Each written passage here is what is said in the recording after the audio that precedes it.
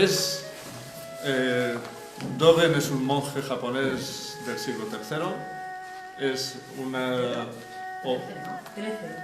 Perdón, 13. Sí, perdón, 13. 13. Que no te la has leído, Juan. Que no te la has leído.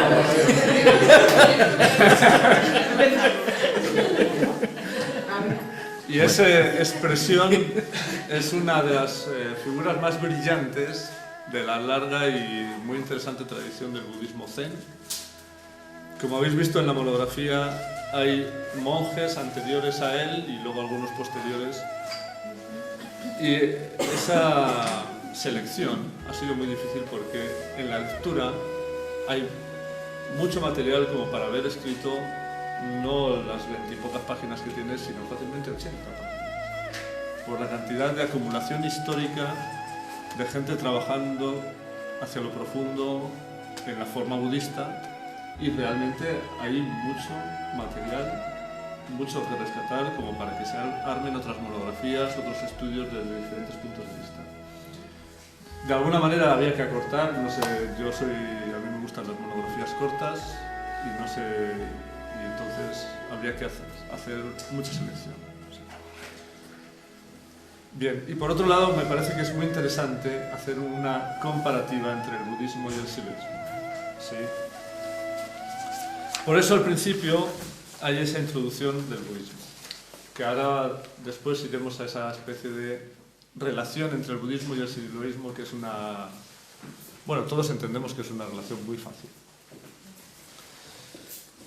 Bien, creo que es interesante hablar del interés que ofrecen este tipo de monografías. El interés siempre que he tenido es encontrar personas que, por una gran necesidad interna, se han dedicado mucho tiempo a buscar por las herramientas que les da su entorno, a buscar experiencias con lo profundo y luego de tenerlas han dado una fuerte irradiación en el medio, ¿no? Eso es el interés que se ha cumplido en las anteriores monografías y en esta. Sin duda que esta monografía, que este personaje es así. Tuvo una gran búsqueda personal, se marchó a China, estuvo mucho tiempo buscando hasta que empezó a tener experiencias con lo profundo. Allí se llama Nirvana. Luego intercambiaremos sobre lo que puede significar eso de Nirvana, que está muy... tiene un halo, y está mitificado y tiene un significado y podemos intercambiar sobre eso.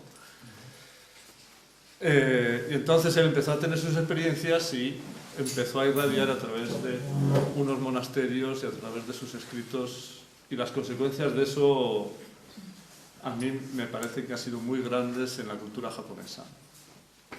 Entonces es el interés. Encontrar personas, por ejemplo, como vosotros, necesitados, buscadores de experiencia interna que orienten el sentido de nuestras vidas,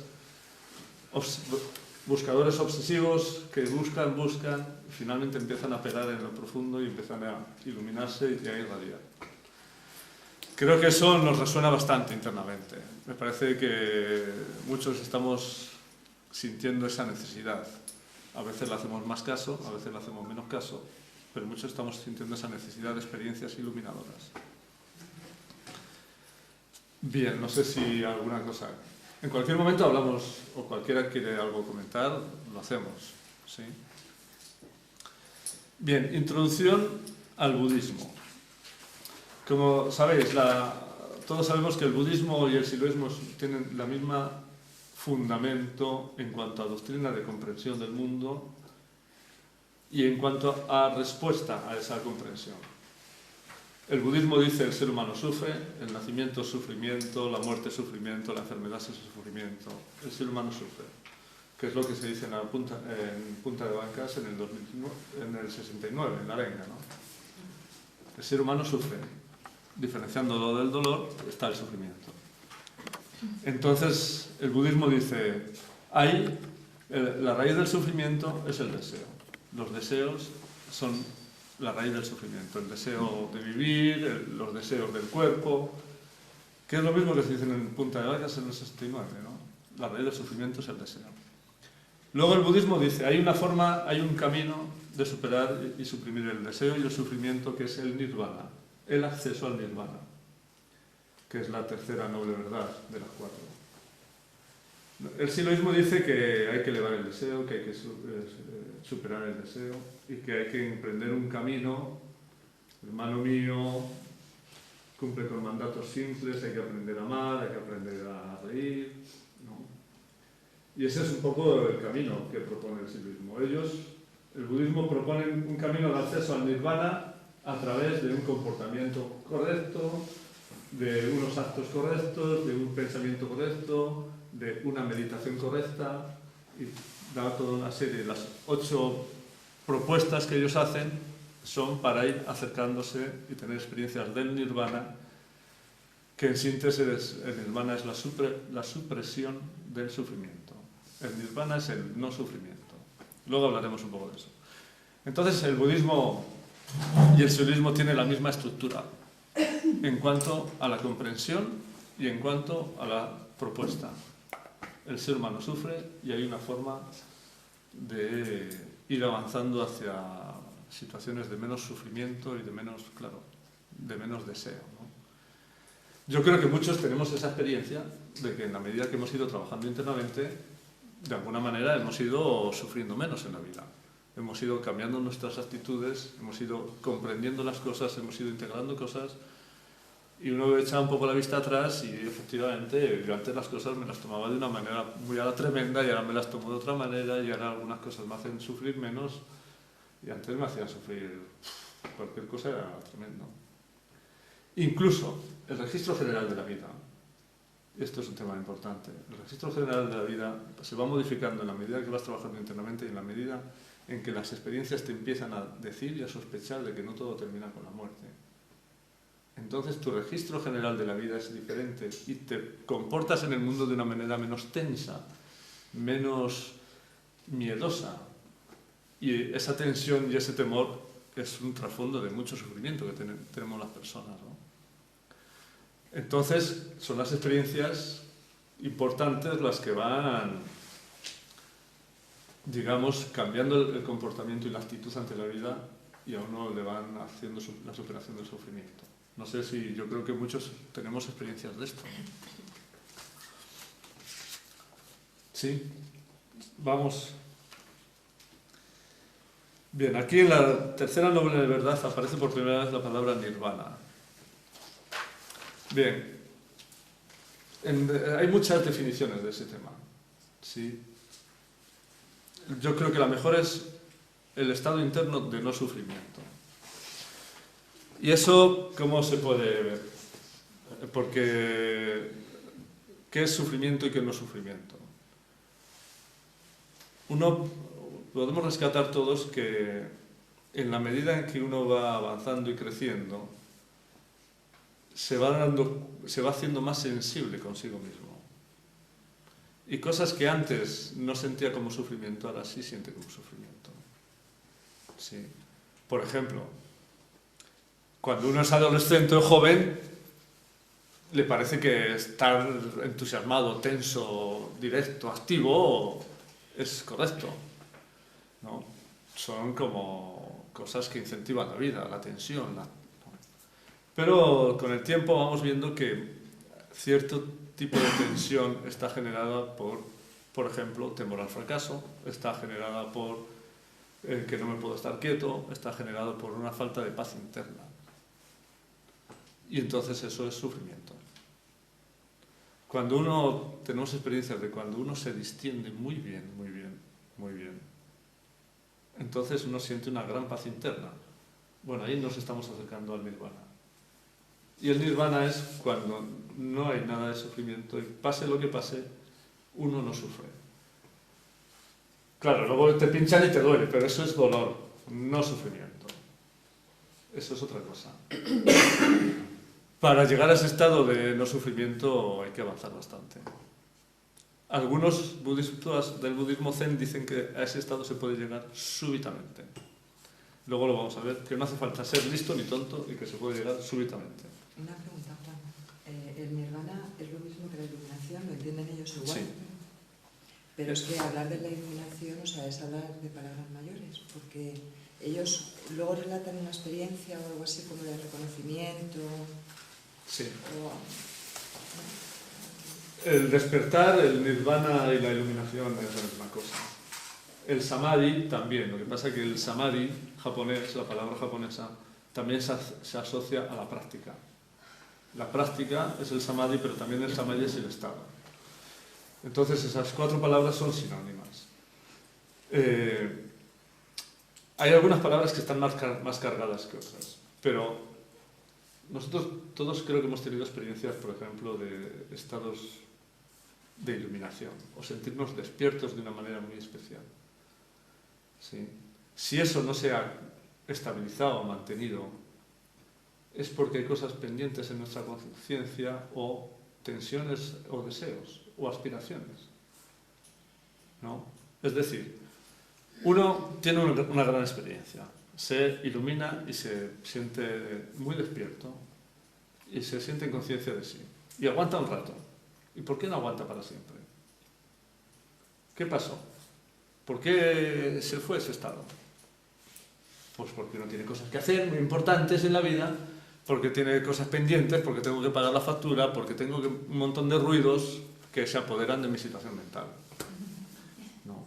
Todavía hay ensueños. Hay ensueños. Diga usted. Pero allí hay un señor japonés que dice que cuando se llega a la iluminación ya es irreversible. Sí, eso dice. Pero yo creo que antes de llegar a un estado estable y permanente, hay señales, hay situaciones previas.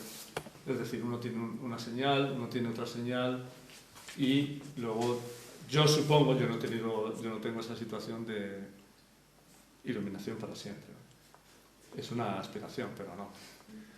Como cuando encienden la luz, ¿cómo se llama eso? Eso es un Fluorescente. Los fluorescentes que hacen iluminación, y entonces pues, se van iluminando un poquito y luego hacen pum, y ya iluminan. Y ya se queda, ¿no? Digo yo. Esa es una nueva doctrina. La doctrina del chistorroteo. La iluminación por chistorroteo. Por rodeo, ¿no? Y luego pa. Y hablando del fluorescente, ¿no? Eso se podría hacer. Sí, no, yo creo que la iluminación sería como la conversión, como lo que dicen los místicos de la conversión de imágenes que se puede producir poco a poco. No, yo te voy a contar una experiencia de conversión que yo he tenido una vez. Una vez haciendo trabajo interno,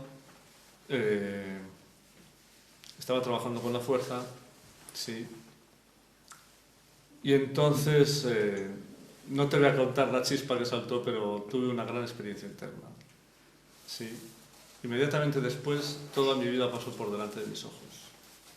Reconocí todos aquellos buenos momentos de mi vida. Y lo que pasó es que comprendí el hilo que las une. A ver, todas esas buenas experiencias de mi vida. Ese hilo que las une produce un registro interno de reconocimiento del propio sentido de la vida y se produce una conversión del sentido por ese reconocimiento interno de esa dirección interna que siempre ha estado.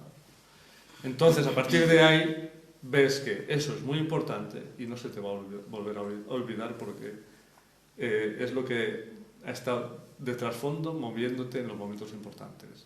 Entonces tu vida se convierte en una dirección diferente. Es decir, de alguna manera se comprende todo lo que ha estado moviendo profundamente tu vida, porque se ve, se observa, se reconoce internamente y entonces la cosa va en otra dirección. Eso es. Entonces, que tu vida tenga sentido no significa que tu vida sea angelical. Es decir, hay contradicciones no resueltas, hay cosas no resueltas, pero tu vida tiene sentido. No sé si me explico. A lo mejor uno se imagina que el sentido de la vida es un tipo de comportamiento angelical, sin ningún tipo de contradicciones, no como chocolate porque es un deseo o cosas así. No, eso es me parece que es una forma de mentar un poco. No. Purista. Claro. Demasiado. ¿Budista? Purista, sí. Entonces el fenómeno de conversión que se explican los místicos, yo creo que es esto, de que uno ve toda su vida y se reconoce el sentido y convierte el sentido de su vida por ese tipo de revisión Por ejemplo, los jesuitas buscan ese tipo de experiencia y se ve en su trabajo alegórico ese tipo de revisar la vida una y otra vez, integrar la vida y revisar la vida. Otra cosa es que pase o no. No, la iluminación para ellos es un tipo de experiencia que yo creo que lo que más se parece a nuestro lenguaje es la experiencia de reconocimiento. Es esa experiencia donde uno mira el mundo y lo comprende todo. De golpe uno lo comprende todo. Y todo el mundo le cabe a uno en la cabeza. Es una especie de mirar el mundo casi sin yo. En realidad no se puede, o se puede por un rato, pero yo creo que se parece más a ese tipo de experiencia, desde nuestro punto de vista, ¿no? Entonces, seguramente los que han trabajado la mental, digamos, tienen un poco más de cultura que tiene que ver con eso, aunque ese tipo de experiencia es abierta a cual, no solo los mentales, ¿no?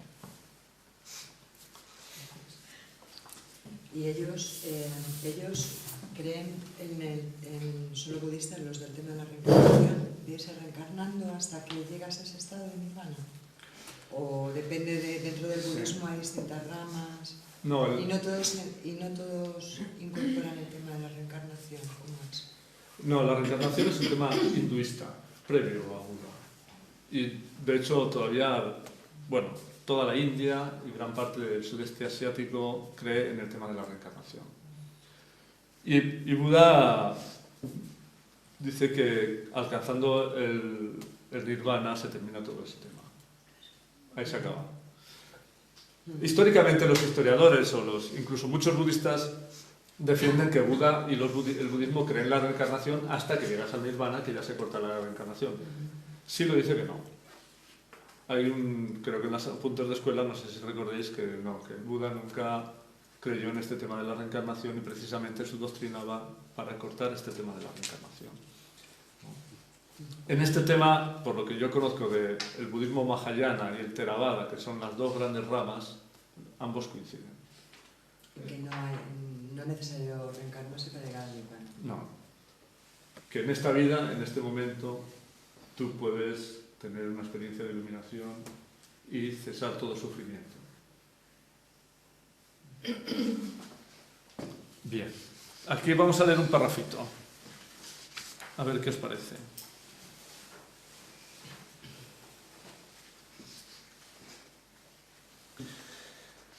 Dice, un maestro que se llama Dahui, para alcanzar la iluminación no es necesario abandonar la familia, dejar el trabajo, hacerse vegetariano, convertirse en una secta o retirarse a un lugar solitario.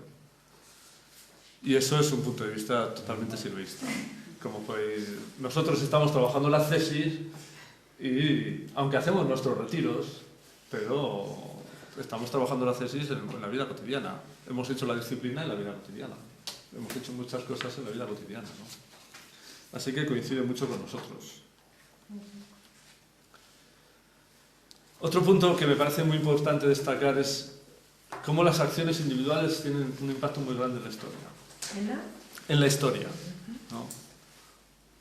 Hasta ahora, nosotros creemos, en Occidente y en muchas partes del mundo se cree que un individuo no puede hacer mucho. Que un individuo no puede hacer mucho. ¿Qué hace una persona? La persona no puede cambiar mucho. Pero, por ejemplo, ese monje que llega a China, que se llama Bodhidharma, se presenta en un puerto de China, del sur de China, que se llama Cantón, y empieza a meditar de una forma un poco novedosa y crea unos fundamentos de una escuela nueva. Bueno, ese acto tiene unas consecuencias impresionantes porque se crea una escuela que impacta fuertemente en toda la China, en Corea y en Japón, produciendo cambios sociales muy significativos. ¿Sí? Es decir, él llega allí de una manera un poco misional, como nosotros también hacemos a veces, de ir a países, a abrir países, hemos hecho muchas cosas así, y eso tiene un impacto histórico muy grande. Esa forma de entender que en base a una experiencia interna clara y unas herramientas claras, esto llega a mucha gente y puede cambiar muchas cosas. Aquí lo hemos visto, también lo hemos visto en otros, por ejemplo, en Teresa de Jesús, en Ignacio de Loyola, hemos visto gente así. Y eso yo creo que estaría muy bien reflexionar sobre eso, si podemos, ¿no? Porque hay que reconocer que ese tipo de comportamiento, a veces individual, es muy impactante como una historia. No estamos hablando de los monstruos tipo Buda, tipo Silo, estamos un poco en otra categoría, no, estamos hablando de personas normales, de personas como nosotros, ¿no? Que en base a una experiencia interna y una dirección de trabajo, luego eso tiene un impacto potente.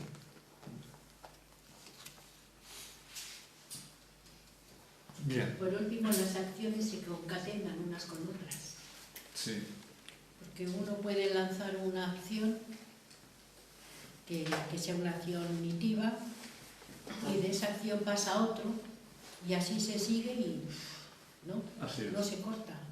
Sí, sí, así es. Que vaya en una dirección de sentido, claro. Sí. La tradición que crea Bodhidharma tiene 4, digamos, fundamentos, ¿sí? ¿Qué es Bodhidharma? Bodhidharma es el monje este, Ah, vale. que llegó alrededor del año 500 a Cantón, en el sur de la China, ¿sí? Chino. No, era hindú. Hindú. Era hindú, sí.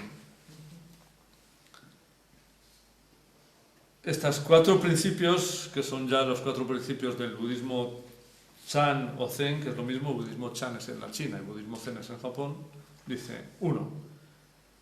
Una transmisión especial más allá de las escrituras. 2. No depender de las palabras ni los conceptos. 3. Apuntar directamente al corazón del hombre. Y 4. Contemplar la naturaleza propia de uno y así realizar el estado de Buda. Y eso marca la dirección de trabajo. La dirección de trabajo es hacia lo profundo, hacia la propia naturaleza de uno. El budismo Zen entiende, y bueno, gran parte del budismo entiende que uno tiene un Buda dentro y que hay que desvelarlo, hay que trabajar para despertarlo. También podríamos decir, a lo mejor uno lleva un silo dentro y uno puede trabajar para despertar el silo que uno lleva dentro, ¿no? Si uno, por ejemplo, cree lo que dice la mirada interna a pie juntillas, podría ser, como concepto.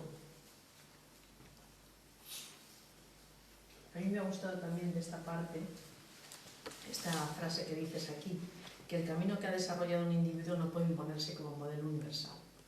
Sí. Esa frase me parece importante. Y también de todo este trozo, me ha llamado la atención también cómo describe el determinismo, ¿no? de los sentidos y de la forma. Sí, creo que eso está un poquito más adelante. ¿Qué parte? No, está en esta parte, en la introducción al tema. Ah, sí, sí. Un poquito en el párrafo anterior que has leído. Ah, Una sí, persona cierto. que no haya probado, eso me pareció como que describe muy bien, ¿no? Todo Sí. ese determinismo. Y luego esto, lo de que el camino que desarrolla un individuo no puede imponerse como modelo, también me parece interesante. Sí, eso dice mucho, ¿verdad? De tolerancia y de apertura y de pensar que no porque yo he llegado por aquí, si tú no coges ese camino estás desviada, estás desviado, eres un hereje, eres un no sé qué. 1000 cosas en la historia hemos visto de ese tipo, ¿no? Verdaderas aberraciones. A veces dichas por gente que ha tenido experiencia, ¿eh? Es decir, no por tener experiencia uno se vuelve tolerante. Lo hemos visto en la historia, ¿eh? Sí. No, porque esa es la traducción. Se traduce de una manera y cree que ese es el modelo. Claro. De hecho, lo podemos rescatar en nosotros mismos. Uno tiene una experiencia y le cuenta a todo el mundo que hay que hacer así, así, así, así. ¿No? Porque así se consigue. No es que yo trabajo de otra manera. Eso no funciona. Funciona así, así, así, así, porque yo lo he conseguido así. ¿No? Es una mentalidad bastante arraigada, ¿eh? Ya no lo hacemos porque... Entonces eso me parece también que es una buena similitud entre el budismo y nosotros. Sí. Y eso mismo que ellos dicen, ¿no? Esto que dice la observación de los sistemas particulares no pueden fijarse como prescripciones universales, creo que el negro también Claro. Sí, sí. dice, ¿no? Sí, sí. Me parece una cosa también interesante como de destacar, ¿no? De similitud. Claro, el negro lo dice varias veces, por ejemplo. En México. En México, efectivamente. Porque estaba recordando la frase en México cuando dice cada cual deberá encontrar el camino que alumbre sentido a sus vidas. Claro. ¿No? Y dice, no es valiente dejar de proclamar la propia creencia, pero es indigno del ser humano tratar de imponerla. Claro. La verdadera solidaridad no me importa. Claro, así es. Entonces nosotros ofrecemos y cada cual encontrará el sentido, el camino que mejor alumbra el sentido de su vida. Claro. No hay un único. No hay un único Único, modelo, indiscutible. un único modelo, una única forma de pensar. Y cuando habla de la libre interpretación, Tiene también. sentido. Claro, cuando habla de la libre interpretación del mensaje, de sí mismo. Pensamiento único, que es lo que nos tratan de imponer. Claro, Cuando habla de traducir con bondad, sí. Sí, este tipo de forma de entender la mística no es tan frecuente, ¿eh? Muchas veces las cosas son de una manera y si no son de esa manera vamos a tener serios problemas. De todas maneras, si alguien tiene una experiencia de iluminación, su vida se convierte. Si es una iluminación profunda o si es una comprensión profunda, si es una comunión con todo eso, su vida se convierte. Entonces, supongo que cambiará su actitud ante el mundo. Y Podría ser, pero hemos encontrado fenómenos en la historia que no ha sido así. No. la tolerancia, eso que decías antes, Sí, pero la eso... humildad, el amor, todo eso Pero, podría sobresalir. pero hemos encontrado cosas en la historia estudiando que no es así. Ya. Por ejemplo, yo no tengo ninguna duda de la profundidad de experiencia de Ignacio de Loyola. Pero él apoyó un tipo de cristianismo en el Concilio de Trento. No, entonces, dentro del cristianismo los jesuitas son más, digamos, abiertos que otros, porque el cristianismo tiene una gran gama, ¿no? Pero él apoyó un tipo de cristianismo enviando a gente al Concilio de Trento. Y con la intención, por ejemplo, mandó gente a Alemania con la intención de convertir a los luteranos. Que los luteranos dejasen de esa línea y volviesen a la línea del Papa. Y no tengo ninguna duda de su nivel de experiencia.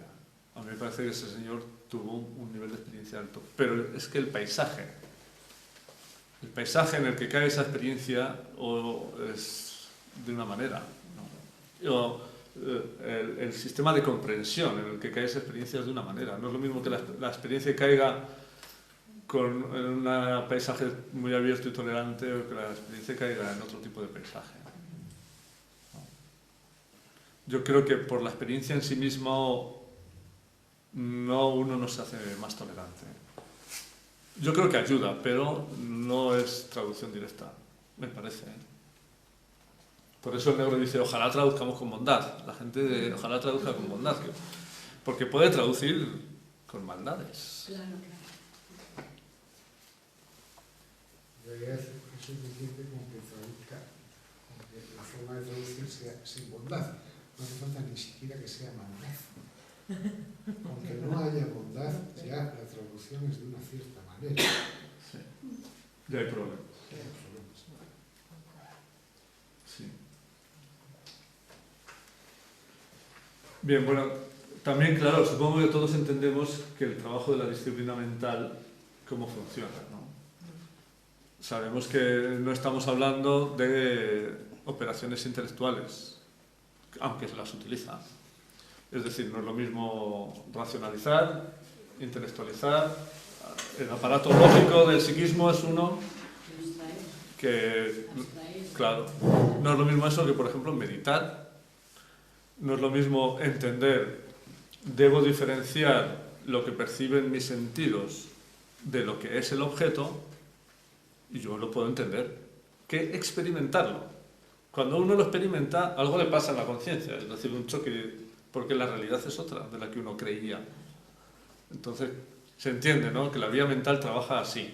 no por intelectualizaciones o por... Sí, yo comprendo muy bien que no es lo mismo lo que perciben mis sentidos que el objeto, que tener la experiencia directa de que lo que perciben mis sentidos no es el objeto. Entonces eso produce un choque en la conciencia y por lo tanto un cambio. Así trabaja la vía mental. ¿No? Se entiende, ¿no? Porque es una de las dificultades a la hora de entender la vía mental. ¿No? Los mentales es que están todo el día con la cosa intelectual. No, no es así. Eso es una mala comprensión.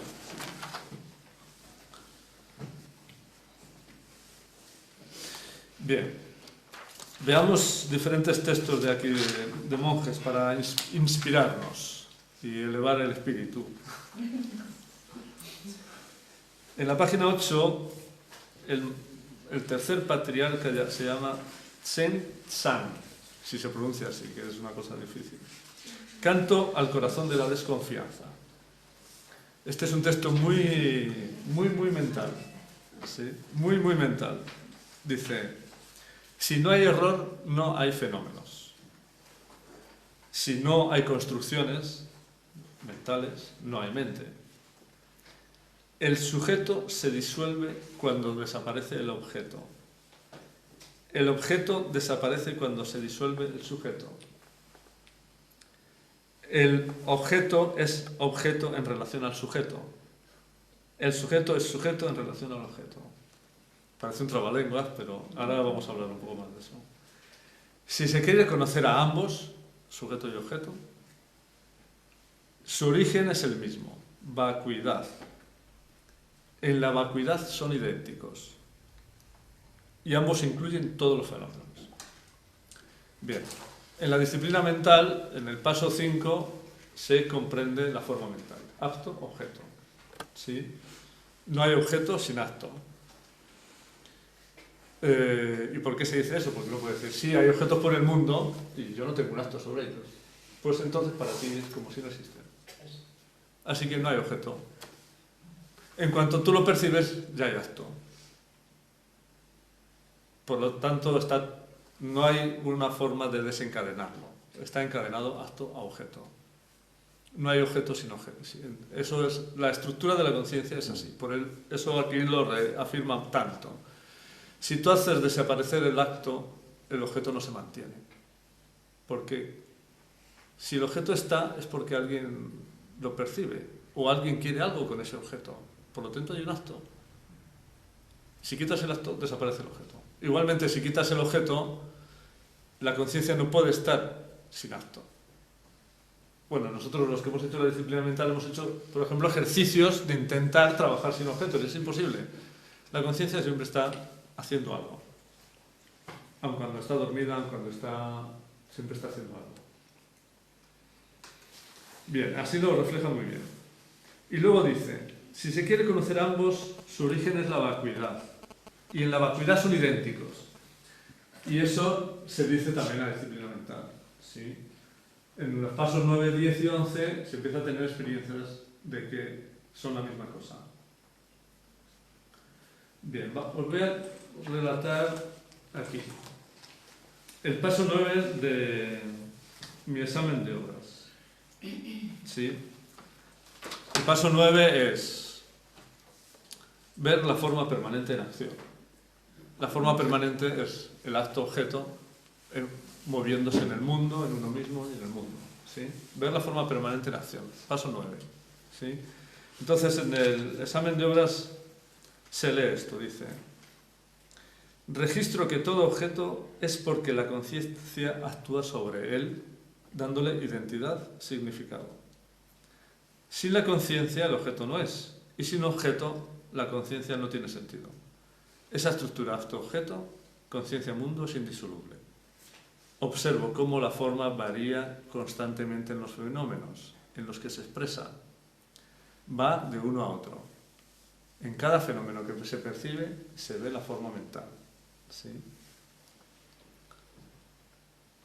La estructura no cambia, pero sí cambia en lo que se aplica. Esta es la dinámica incesante de la forma. Es una dinámica propia. Va sola, por sí misma. esa dinámica está en la esencia de la forma. Es decir, la estructura objeto funciona sola. Uno no tiene que hacer nada. Es la percepción de la estructura en acción. Toda conciencia es así. No solo mi conciencia. Se comprende a otras conciencias, porque todas tienen la misma estructura. Es una estructura universal. Toda conciencia es toda conciencia, no solo la humana. La conciencia animal funciona así. Tienen hambre y entonces el objeto. Tienen sueño y el objeto. Tienen sed y el objeto. Todo funciona así. Un animal no se puede mover o no puede hacer nada si no tuviese una estructura acto-objeto.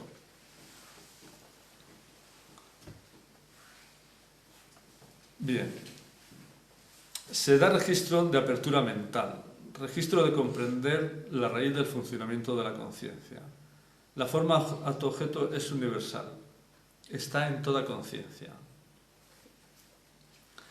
Se produce un registro de desposesión de uno mismo, ya que soy un fenómeno de la estructura que funciona por sí sola. Es decir, mi conciencia funciona por sí sola. Y cuando te mueves un poco para atrás y la ves funcionando, se produce desposesión. Mi conciencia va sola en dinámica. Es percibir el fluir de los acontecimientos y del mundo en dinámica. Ves el desplegar de la intencionalidad. Se observa un corrimiento del observador hacia atrás. Todos, digamos, tenéis esta experiencia de que al trabajar, no solo en la mental, el que observa las operaciones se va yendo hacia atrás, hacia lo profundo, para ir viendo las operaciones, para ir viendo cómo los sentidos trabajan sobre los objetos, para ir viendo cómo la conciencia trabaja sobre los sentidos, para ir viendo cómo la memoria, para ir viendo cómo el determinismo de la memoria. Entonces se registra casi cenestésicamente, se registra en realidad cenestésicamente como el que observa todo esto cada vez es más atrás, cada vez más atrás. ¿Sí? Entonces veis que es muy fácil cuando lees estos textos y reconoces tus experiencias, ves el enganche, que se producen fácilmente, ¿no? Se reconocen fácilmente, porque uno va a su nivel de experiencia. Luego el siguiente señor, un tal Wei Meng, dice, un texto, la perfección de la gran sabiduría. Este nos va a gustar por otra cosa. Dice, benévolos oyentes, la sabiduría del despertar es inherente a nuestra naturaleza. Bueno, esa caída en cuenta es muy interesante, ¿eh? La sabiduría del despertar es inherente a nuestra naturaleza. Si no conseguimos verla, es a causa de las ilusiones secretadas por nuestra mente.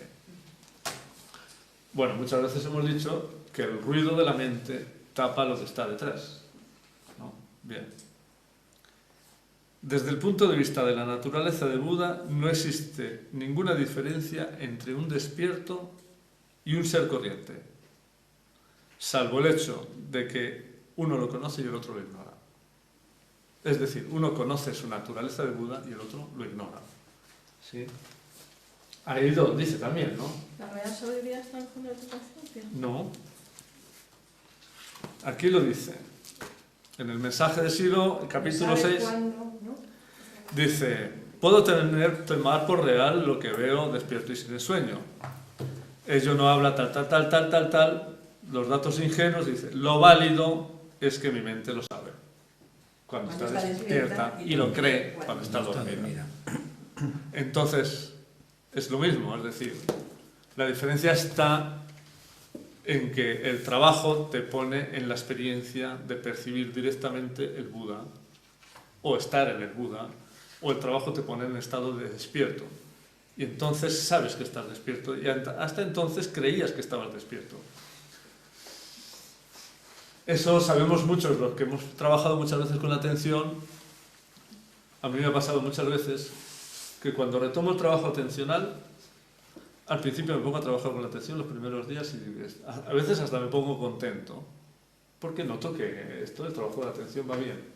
Hasta que un día caigo en cuenta, y siempre me pasa lo mismo, caigo en cuenta, digo, no me estoy atendiendo. Me estoy creyendo que estoy atendiendo y a veces hasta estoy ensoñando con que estoy atendiendo. Esa es buena. Eso me resuena. ¿Sí? Nos ha pasado eso. Y cuando caes en cuenta a veces dices, bueno, ahora sí estoy atendiendo y me acabo de caer en cuenta de que no estaba atendiendo. Juan, pero es importante no frustrarte, porque si te frustras, sabes de lo que estoy haciendo. ¿No? Entonces ahí un chispazo de despertar se produjo. ¿Sí? Y entonces ahí ya puedes ver si te pones a atender y a trabajar con la atención de otra manera o no. ¿No? Pero sí, muchas veces uno se ha puesto a trabajar con la atención y lo que hace es ensoñar con que atiende o cosas así. Creerse que está atendiendo. Pero cuando cae en cuenta, entonces él sabe, dice, ahora no, ahora estoy atendiendo de verdad. Y lo que antes hacía era unas cosas que yo me creía que no eran así.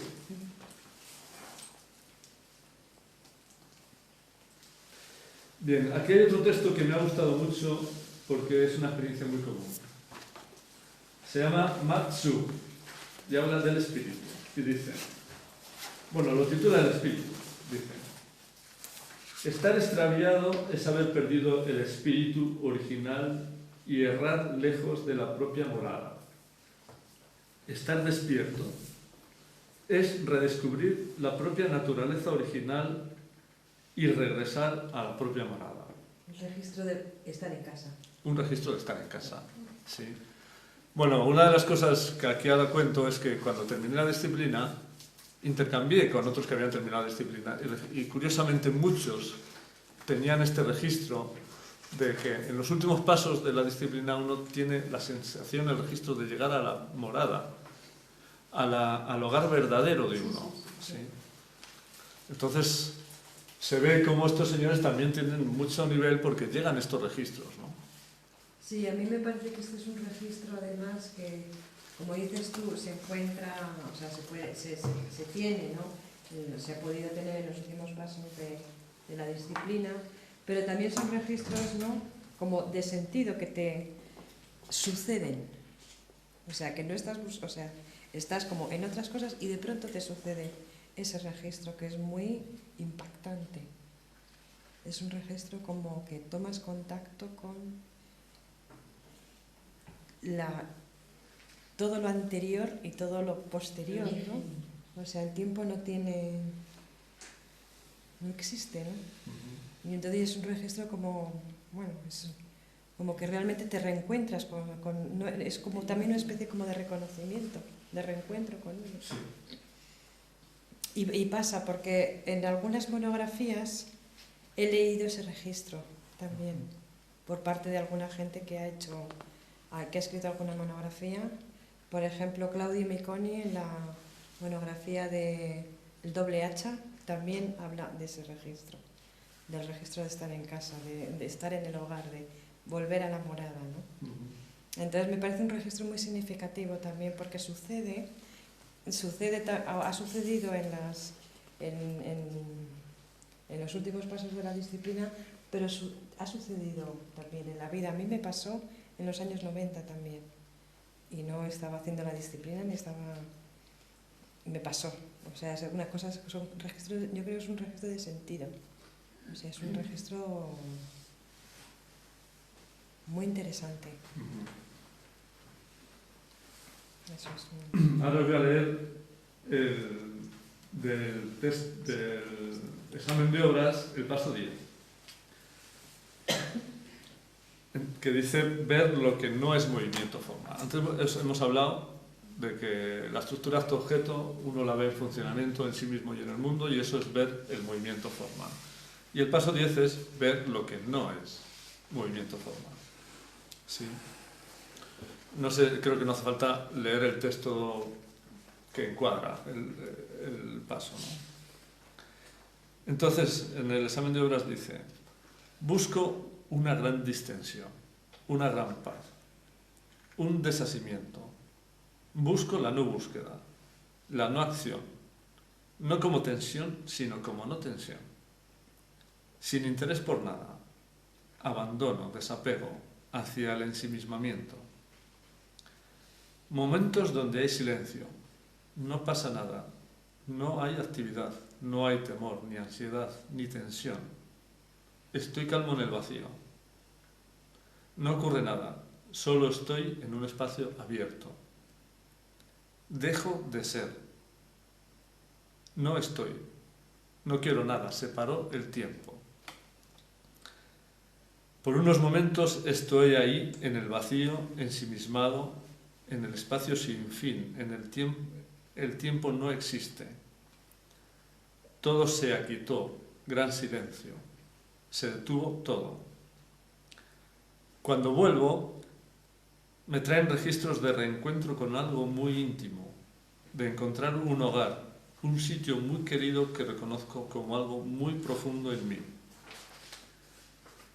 Registro de búsqueda completada de largo tiempo.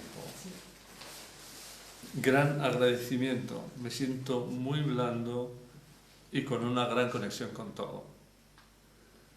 He estado donde se da el movimiento forma, un gran espacio vacío que es el sustento de todo devenir. Es la matriz para que se pueda dar todo fenómeno. En ese espacio no hay leyes, ni obligaciones, ni ataduras, ni determinismos, ni acto-objeto. No hay encadenamiento. Hay libertad, hay arbitrariedad, todo es abierto y libre sin fundamento. Entonces se ve cómo encaja perfectamente con los registros de estos hombres, ¿no? Que tienen un nivel de experiencia en estas cosas, donde se entiende el acto-objeto es el uno igual a otro en otro ámbito, no en ese ámbito. En otro ámbito, el acto-objeto son la misma cosa. Luego en el paso 11 se verá ver lo que es y lo que no es como lo mismo. Es decir, ver el movimiento forma y el vacío como lo mismo, ¿no? Y luego en el paso 12 dices, ver lo mismo en todo, en todas las cosas del mundo, en sí mismo y en todo. Bueno, sigamos.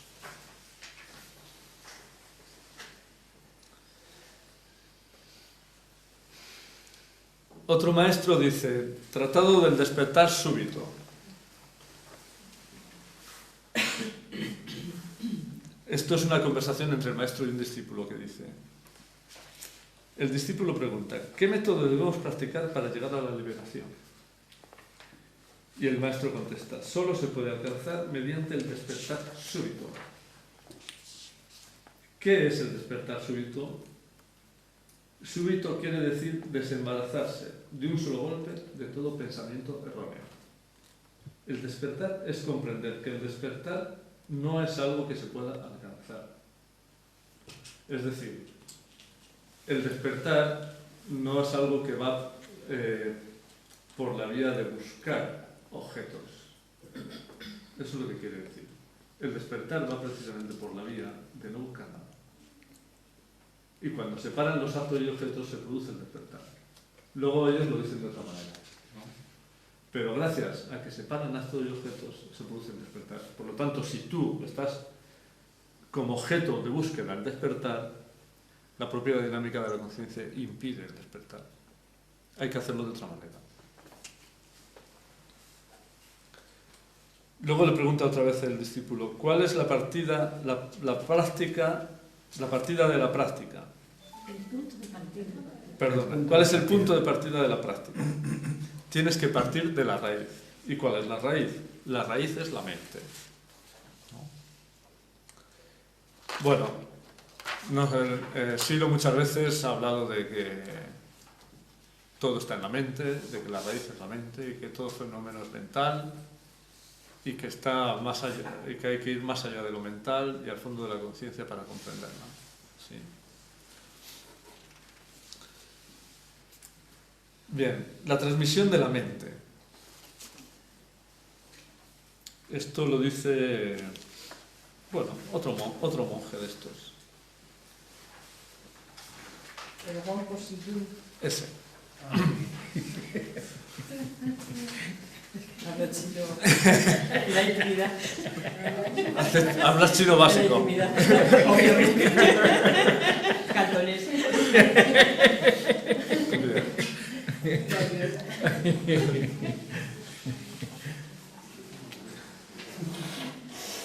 Esa mente es en sí Buda.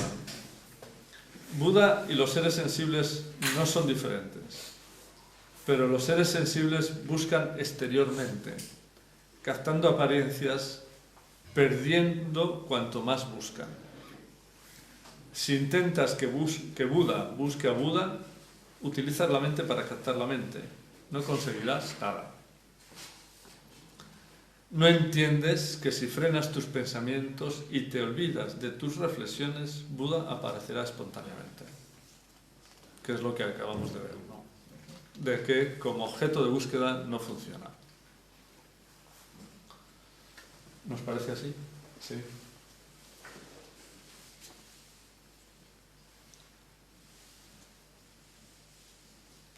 Luego dice una cosa que a mí me ha gustado particularmente, un poco más abajo. Dice, aunque te esfuerces con ejercicios espirituales durante 3 eras interminables,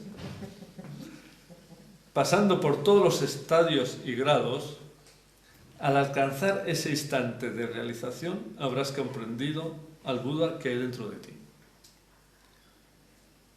No has añadido nada de nada. Más bien verás tus eras de esfuerzo con el confuso comportamiento de los sueños. Bueno, yo creo que todos, yo he tenido experiencias de eso y todos tenemos experiencias de eso, de que cuando en un momento dado se produce un chispazo de iluminación, dices, todo este tiempo trabajando equivocadamente, no era así, es de otra manera, es soltando, es desapegando, es desposeyendo, no es por la vía de el superesfuerzo tenso mental. Entonces, ¿qué se encuentra? No es así, es de otra manera. Si sueltas, si aflojas, ¿no? Si trabajas con esa gran desposesión, entonces pasan otras cosas más interesantes. Yo, desde luego, a mí me ha pasado eso.